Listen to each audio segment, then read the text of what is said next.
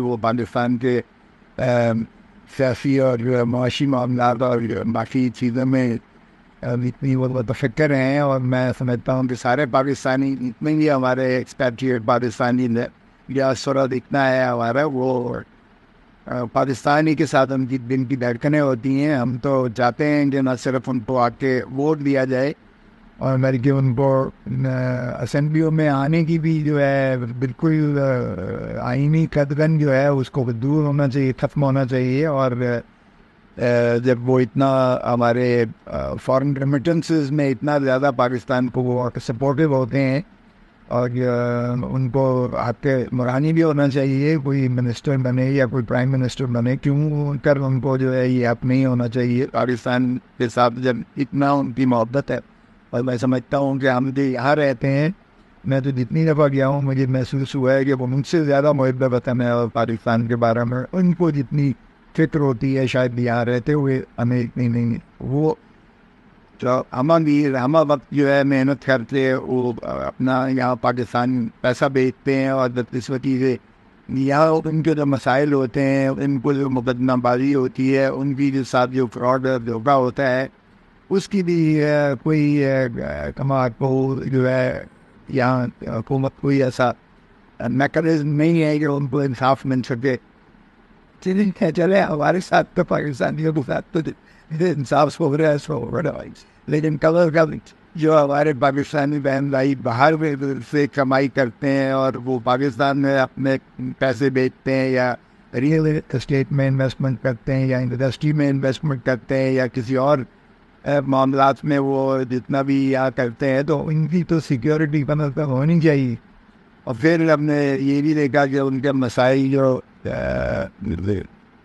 Family disputes ہوتی ہیں، بچوں کے ڈسپیوٹس ہوتے ہیں، ماں باپ کے درمیان میں جب کوئی ڈفرینس ہوتا ہے، اس میں بھی ہم نے دیکھا کہ ان کو کافی مسائل آتے ہیں، اور وہ بھی ان کی صورت کے ساتھ جو مسائل کا حل نہیں ہوتا ہے. تو یہ تمام مسائل ایسے ہیں جن کو میں سمجھتا ہوں کہ اگر ان کی نمائندگی پاکستان میں ہوگی، پارلیمنٹ میں ہوگی، تو وہ ان مسائل کو جو 1 کروڑ پاکستانی ہمارا باہر ہے،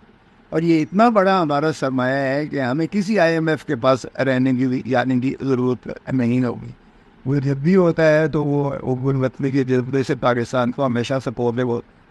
لیکن ایسے میں ظاہر ہے کہ جب تک پاکستان کی حکومت، پاکستان کا نظام،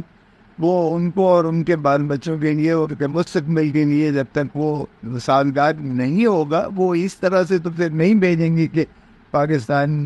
ہی کے پاکستانیوں کو ہی جو ہے ان کا جو ہے جینا تنگ کر دیا جائے، یا انہیں پر پھر آنسو گیس اور ٹیئر گیس مارے جائے، اور انہیں کو پابا سلاسل دیا جائے، اور انہیں پر انہیں کے پیسے سے جو ہے تشدد کیا جائے. تو جب تک یہ ماحول آپ سارا سازگار نہیں بتائیں گے، آپ اگر کاش پاکستان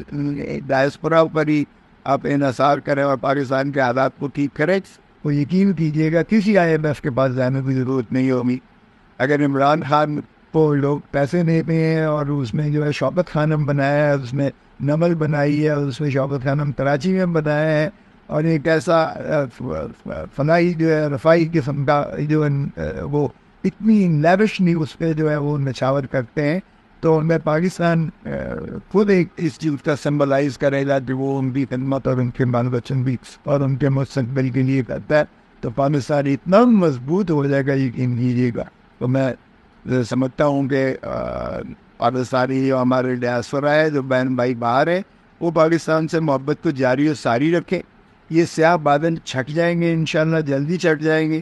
اور آپ اپنا جو بھی وہاں کردار ادا کر رہے ہیں یقیناً کیجیے گا. آپ کے پاس ساری ایمبیسی موجود ہے، آپ کی آواز جو ہے وہ یقیناً سنوائی دیتی ہے یہاں پر. جو بھی آپ کے دل میں آتا ہے پاکستان کی بہبود کے لیے، پاکستان کی فلاح کے لیے، پاکستان کے سیاسی نظام کی بہتری کے لیے، معاشی نظام کی بہتری کے لیے، آپ آواز بلند کیجیے گا. آپ کی گونج آواز کی جو ہے وہ ایمبیسی کے ذریعے یا ادروائز جو ہے انٹرنیشنل میڈیا کے ذریعے، سوشل میڈیا کے ذریعے وہ سبھی تک پہنچتی ہے، اور اس سے یقیناً پاکستان میں بیٹھے ہوئے جو ہمارے باسی ہیں ان کو بھی انکریجمنٹ ملتی ہے، اور حکمرانوں کو بھی ایک اصلاح کا عنصر آتا ہے. سو مایوس ہونے کی بالکل ضرورت نہیں ہے. انشاءاللہ ہم بھی ڈٹے ہوئے ہیں، ہم بھی لگے ہوئے ہیں. جو چیز حق سچ ہے اس کو کہنے میں کبھی اعتراض نہ کریں. اور باقی انشاءاللہ at the end of the tunnel there is always a light, and I'm sure that Pakistan is destined to become a prosperous nation and rise among the poverty of nation with dignity and pride. Thank you.